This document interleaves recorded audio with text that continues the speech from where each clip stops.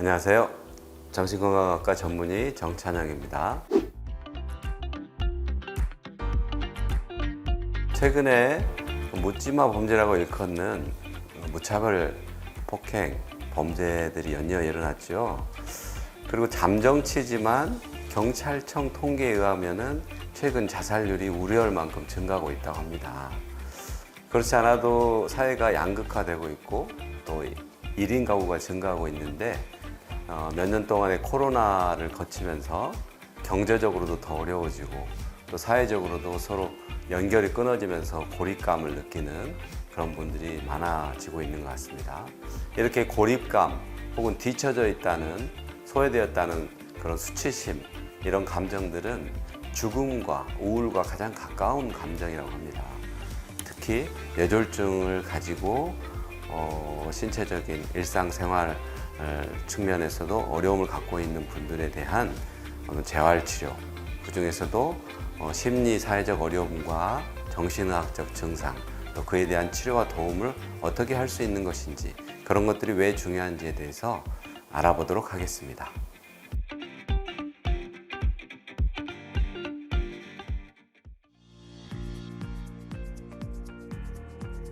네, 우선 신체적으로는 뇌 손상은 뇌의 기능인 어떤 사고 기능, 또 운동 기능, 감각 기능, 가벼운 그런 중량을 차지함에도 한 4분의 1 정도의 혈류가 공급되는 그런 중요한 기관이라고 하는 뇌가 손상되었을 때 우리가 겪는 신체적이고 또 일상생활에서 그리고 사회생활에서의 기능 장애는 정말 다양하고 심각하죠.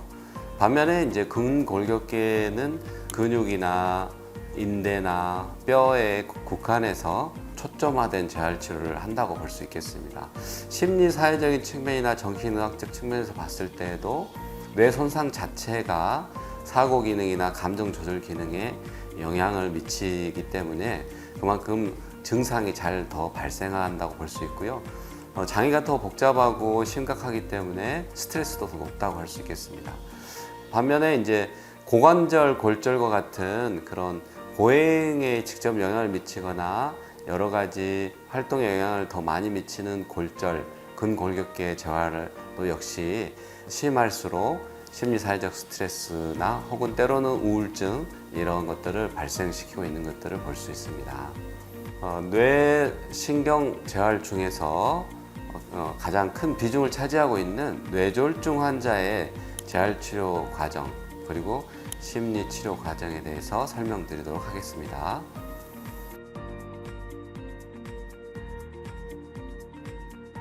뇌졸중은 가장 흔하게는 뇌혈관이 막히는 76%를 차지하는 뇌경색이 차지하고 있고요.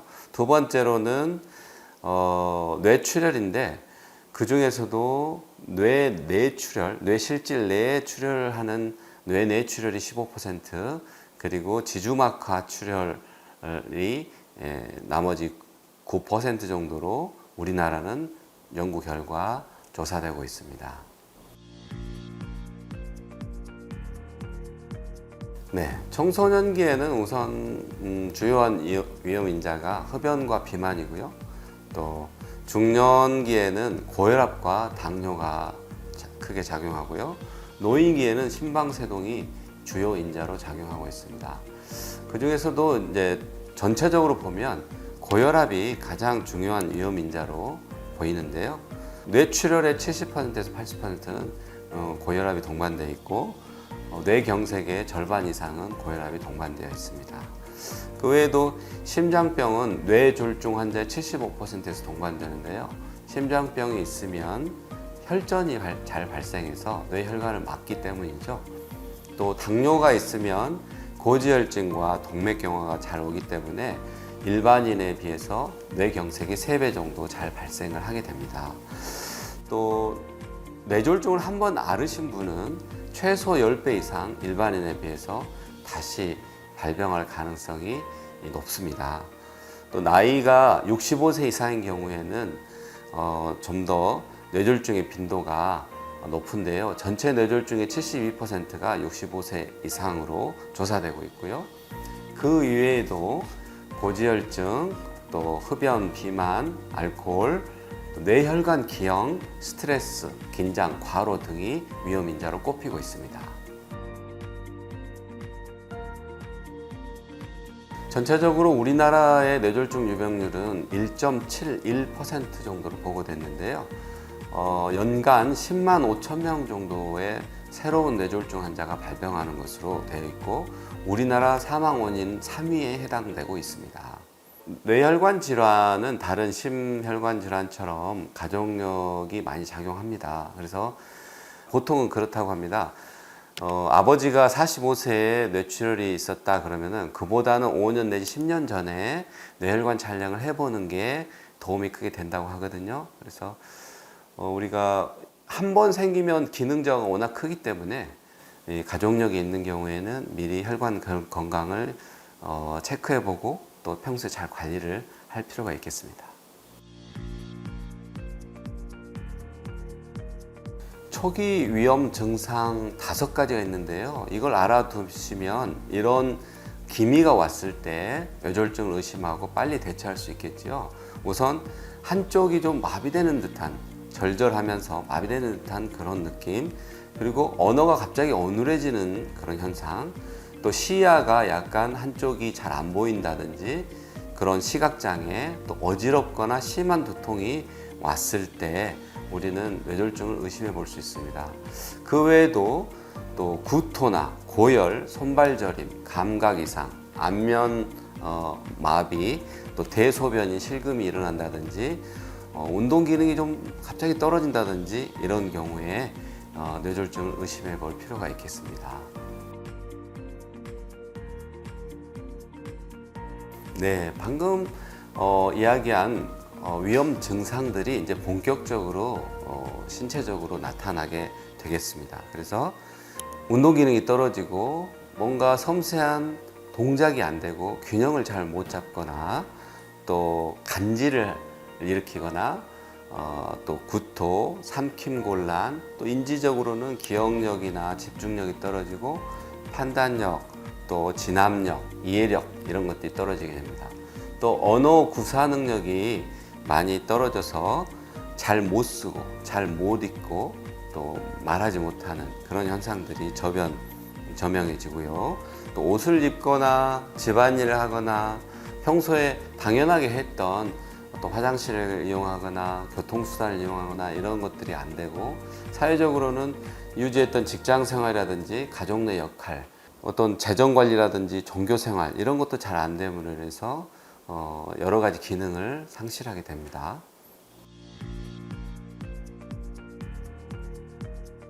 네, 이런 말이 있습니다. 차라리 암을 걸리지 뇌졸중을 걸리는 것은 정말 피해야 한다. 이런 말들은 어떤 분들이 많이 하시냐면 뇌졸중 환자분, 당사자나 가족분들이 가장 많이 하는 말씀입니다. 그만큼 어떤 사람이 일상생활을 하는데 꼭 필요한 운동 기능, 사고 기능, 언어 기능 이런 것들을 잃어버리면 어쩌면 암보다도 더 무섭고 또 삶의 질이 떨어진다는 그런 의미인데요. 일단 어느 날 갑자기 뇌졸중이 심할수록 움직이기도 어렵고 화장실 가기도 어렵고 혼자서 식사하기도 어려운 그런 상태가 되었을 때 정말로 이 상태가 언제까지 지속되고 나는 언제 좋아질 것인가 라는 것에 대한 불안과 걱정, 극도의 혼란에 빠집니다. 그리고 언어적 표현이 잘 안 되기 때문에 이런 불안과 슬픔을 잘 표현하기도 어렵습니다. 그리고 누군가가 앞으로 어떻게 될 것인가 라는 것에 대한 자세한 설명을 해주는 경우도 드뭅니다. 간단한 설명을 듣고 바로 치료에 돌입하기 때문에 앞날을 좀 상세하게 예상하고 계획하고 또 마음가짐을 가다듬을 수 있는 그런 기회를 갖지 못하고 재활치료에 돌입하는 경우가 많기 때문에 처음에는 압도적인 스트레스와 슬픔, 불안, 또 불면 이런 것들을 경험하고요. 정신의학적으로는 헛것을 보거나 헛것을 듣기도 하고요. 또 여기가 어딘지 옆에 있는 가족이 누군지 이런 것들이 혼란스럽고 헷갈리는 그런 선망 상태에 빠지기도 하고요. 또 때로는 굉장히 그 사고 기능이 떨어져서 누군가 날 해칠 것 같고 또 누가 날 감시하는 것 같고 누가 왔다 간 것 같고 하는 그런 착각이나 망상을 갖기도 하고요. 분노 조절이 어렵기도 하고 때로는 같은 말을 계속 반복하는 그런 같은 행동을 계속 반복하는 그런 현상이 생기기도 하고 과도한 걱정에 휩싸이거나 또 더 이상 기능을 하지 못하는 것에 대해서 죄책감이나 자책감에 빠져서 굉장히 힘들어하기도 합니다. 그리고 이런 아무것도 하지 못하는 그 수치심에 빠져서 자살이나 자해 이런 어떤 극단적인 감정이나 행동을 나타내기도 하고요. 이런 것들이 주변의 무시나 또 소외까지 더해지면 아까 말씀드린 대로 타인을 향한 어떤 공격적인 행동, 파괴적인 그런 모습을 나타내기도 합니다.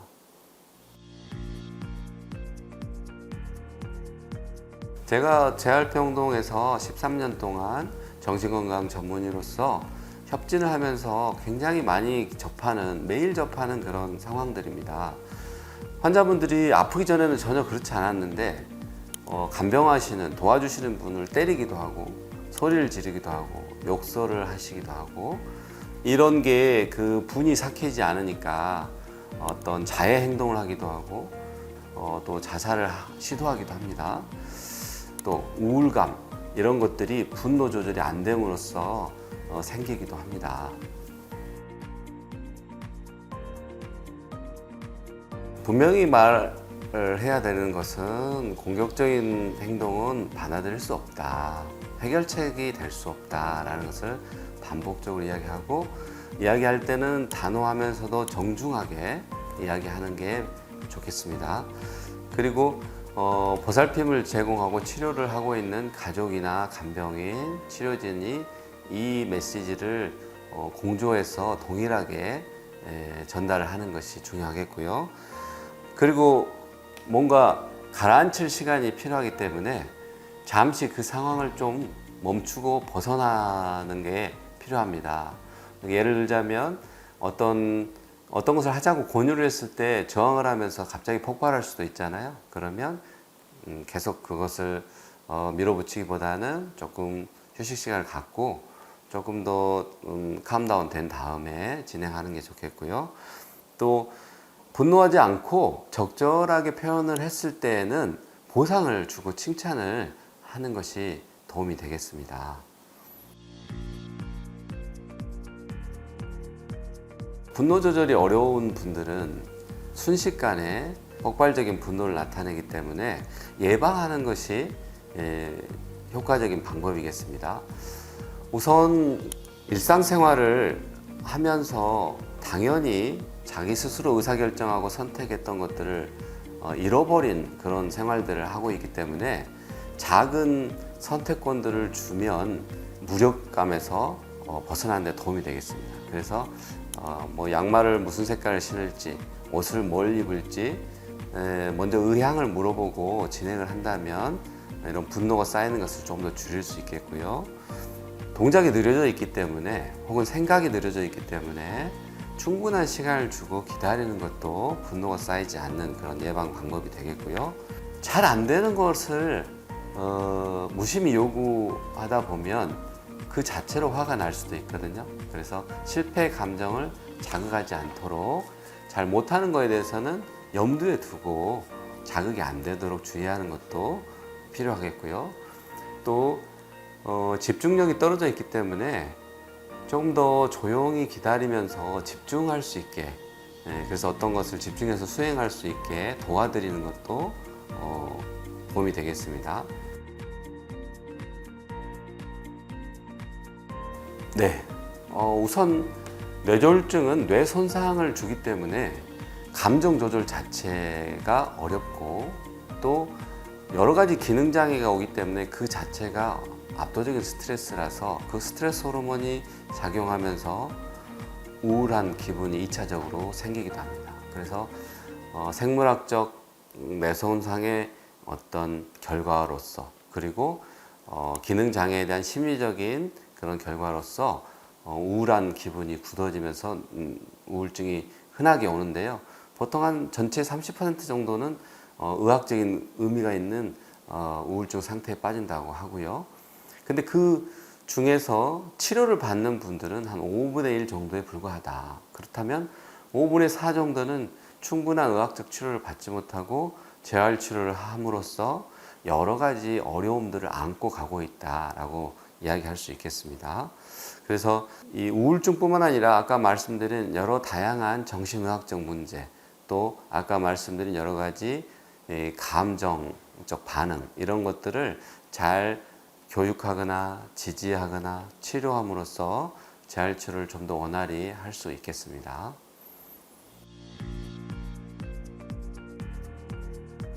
네, 우선은 가장 대표적인 선별 질문이라는 게 있는데요.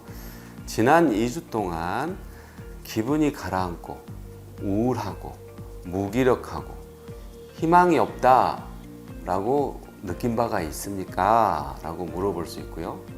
또 하나는 지난 2주 동안 즐거운 경험, 또 뭔가를 할 때 쾌감을 느끼는 경험을 거의 하지 못했습니까? 라고 질문을 해서 그렇다라고 했을 때 상당히 우울증에 대해서 의미 있는 신호로 받아들일 수가 있습니다. 우울증의 그 진단 기준이 있는데요.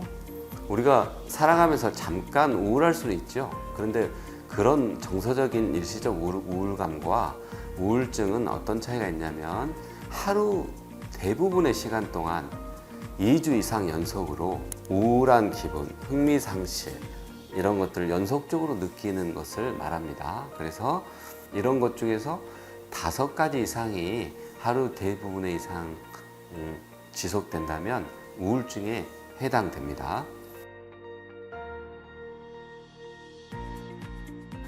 뇌졸중이라는 질환 자체, 그리고 거기에 수반되는 여러 가지 심리적 어려움에 대해서 교육을 해주고 지지를 해준다면 굉장히 도움이 되겠죠. 그리고 아까 이야기한 여러 가지 그 힘든 감정에 휩싸이게 되는데 그런 감정들에 대해서 적극적이고 온전하게 경청을 해준다면 정서적으로 많은 부분이 도움이 되겠습니다. 그리고 이렇게 여러 가지 부정적인 감정에 휩싸여 있을 때 혹은 기능 저하가 있을 때 뇌졸중이라는 그런 상태에서는 아주 자연스럽고 또 정상 경과에 해당된다라고 설명해 주는 것이 도움이 됩니다. 그리고 필요하면 정신의학적 치료가 도움이 되겠는데요. 이 정도가 이제 조금 초기 단계 혹은 가벼운 정도 수준의 심리적 재활 치료의 수준이라면 조금 더 심각한 중등도 이상의 이상을 보였을 때에는 정신건강 전문가가 도움을 직접 주는 게 좋겠죠. 그래서 직접 교육도 하고 정보도 제공하고 지지도 하고 또 때로는 이런 분들끼리 그룹을 만들어서 서로 경험도 나누고 지지도 하고 동병상련의 어떤 마음을 나누는 것도 여러 가지로 도움이 됩니다. 그리고 중등도 이상의 이상에서는 항우울제 등 약물 치료가 도움이 되는 경우도 많습니다. 이제 더 심한 중증의 어떤 스트레스와 정신의학적 증상을 나타냈을 때에는 반드시 전문가에게 의뢰를 해야 될 테고요. 무엇보다도 자살이나 파괴적인 행동을 할 수 있는 그런 위험을 평가를 해야 될 것이고 약물 치료가 도움이 되는 경우가 대부분일 것이고요. 그리고 정신건강팀은 신체적 재활을 맡고 있는 물리치료사와 같은 이 신체 재활팀과 같이 의사소통을 해서 환자를 협력하에 케어를 할 수 있으면 더 좋겠습니다. 퇴원을 하거나 또 증상이 많이 좋아졌다 하더라도 이런 부분들이 끊기지 않고 계속 추적 관리되면 환자분한테 크게 도움이 될 것 같습니다.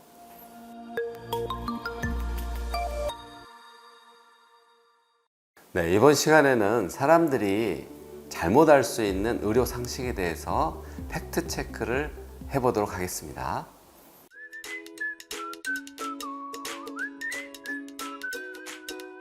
이것은 사실이 아닙니다. 많은 분들이 정신건강의학과를 방문할 때 이런 걱정을 한 번씩 하는 것 같아요. 근데 일단 기본적으로는 본인의 동의 없이는 진료를 받았던 의료 기록이나 정보를 누설할 수 없도록 의료법에 명시되어 있죠. 그래서 일단 이걸 열람하거나 알 수 있는 방법은 없습니다. 관공서라 해도 본인의 동의 없이는 알 수가 없고요. 그리고 이 상담 기록이 있다고 해서 바로 불이익을 받는 그런 일들은 없습니다. 만약에 스스로 소견서를 내거나 진단서를 낸다 하더라도 이거 자체만으로 불이익을 받는 경우는 없다라고 답변 드릴 수 있습니다. 네, 이거는 사실이 아닙니다. 당연히 의존성에 있는 약제들은 있습니다. 그런데 몇 주간 사용했다고 해서 약물 의존이 되는 건 아니죠. 그리고 최소한의 필요한 만큼 사용하고 의존성이 없는 약을 얼마든지 대체할 수 있고요. 지금은 많은 다양한 약들이 나와 있기 때문에 전문가들이 이런 약물 의존을 주의하면서 충분히 치료할 수 있습니다.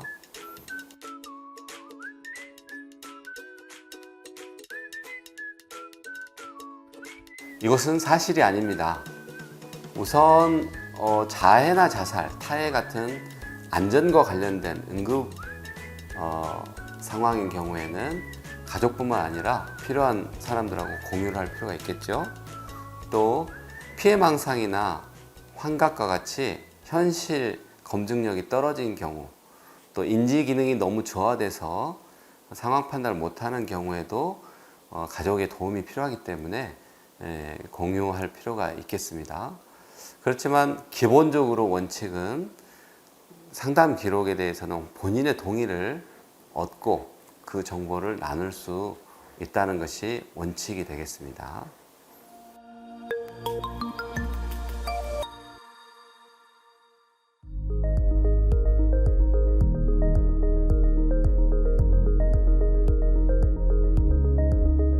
네, 오늘 건강 프렌즈 마지막 코너인데요. 오늘의 주제를 3가지 키워드로 요약해 보겠습니다. 첫 번째 키워드, 재활 심리 치료는 엔진 정비와 같다. 먼 길을 떠날 때 우리 자동차나 배, 비행기 엔진이 중요하겠죠. 정신 건강은 긴 재활 치료 과정에서 엔진처럼 우리가 힘을 내서 소진되지 않고 끝까지 재활 과정을 건강하게 수행할 수 있는 그런 원동력이라는 측면에서 이렇게 표현해 보았습니다. 네, 두 번째 키워드, 정신 건강은 청소년처럼 대해야 한다. 청소년한테는 자율성이 중요하죠. 자율성을 존중하고 또 각자의 고유한 맥락이 있을 텐데요. 그 맥락을 잘 이해하고 어려움 속에서도 성장을 지향하는 것이 청소년에게 필요하겠죠.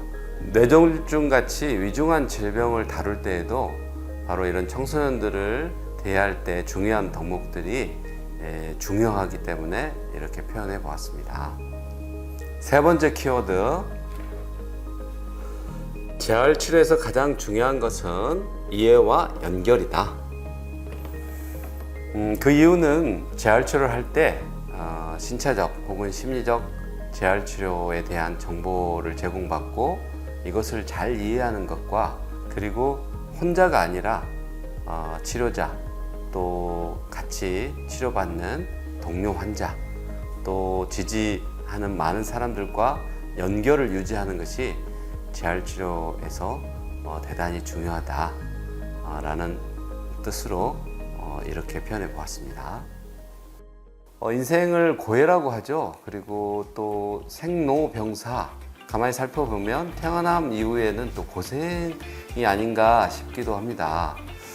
그렇지만 시간을 두고서라도 이런 원칙들을 기억하시면서 잘 지켜나가신다면 그 끝에 결국 어떤 지혜나 어떤 소중한 가치가 찾아올 것이라고 믿습니다. 힘을 내시고 성공적인 재활을 하기를 바랍니다. 지금까지 정신건강의학과 전문의 정찬영이었습니다. 감사합니다.